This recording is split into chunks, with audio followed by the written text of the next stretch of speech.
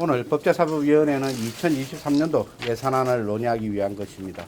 그런데 개의를 앞두고 더불어민주당은 돌연 이태원 참사에 대한 비공개 현안 질의를 요구하며 일방적으로 회의를 거부했습니다. 국민의 고귀한 생명이 안타깝게 희생된 상황 속에 이를 정쟁으로 삼으려는 더불어민주당이 대단히 안타깝습니다. 아직 사건에 대한 진실 규명이 필요한 상황입니다. 또 법사위에는 이번 참사에 대해서 직접적인 업무를 맡고 있는 부처가 없습니다. 더불어민주당이 일방 처리한 검수완박국으로 인해 검찰은 대형 참사를 직접 수사할 수가 없습니다. 현안 질의는 국민의 알 권리 차원에서도 중요합니다. 그래서 현안 질의는 공개로 진행해야 합니다. 현안 질의는 소관 상임인 행안위에서 먼저 진행해야 합니다. 그럼에도 불구하고 법사위 현안 질의를 11월 8일 화요일에 하자고 제의한 바가 있습니다. 국민의힘이 법사위 현안 질의 자체를 반대하는 것처럼 몰아가는 건 역시 대단히 유감입니다. 지금은 국가 애도기간입니다. 사고수습과 국민을 위로하는 일에 여야가 혼연일체가 되어야 합니다. 다시는 이런 비극이 일어나지 않도록 근본적인 대책 마련에 머리를 맞대어야 합니다. 감사합니다. 네. 뭐 다른 특별한 건 없으시죠? 그러면 이렇게 지금 계속 민주당 측에 예산안 심사를 위한 법사위 개의를 요청을 할 예정입니다.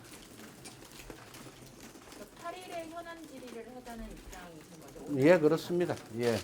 사실은 뭐 조금 전에 저희들이 성명서에서도 말씀을 드린 것처럼 지금 가장 시급한 현안 질의, 현안 보고를 받고 질의를 해야 되는 상임위가 행안위입니다. 그럼에도 불구하고 법사위에서 먼저 어제 행안위에서는 그 현안 보고만 받고 40분 만에 그 행안위가 종료가 되었습니다. 그럼에도 불구하고 갑자기 법사위에서 현안 보고와 질의를 하자는 것에 대해서 저희들은 그게 왜 행안위에서 안 하고 법사위에서 하자고 그러냐라는 데 대해서 의문을 가질 수밖에 없는 상황이죠. 그럼에도 불구하고 아까 말씀드린 것처럼 11월 8일에는 애도기간이 끝나고 어느 정도 이제 소위 진상규명 절차에 들어가는 상황에서 과연 법무부나 우리 법사위 소관 부처에서는 어떠한 조치를 취했으며 앞으로 어떤 조치를 취할 계획인지에 대해서 보고를 받고 질의를 하자는 그런 취지로 제가 제의를 드린 겁니다.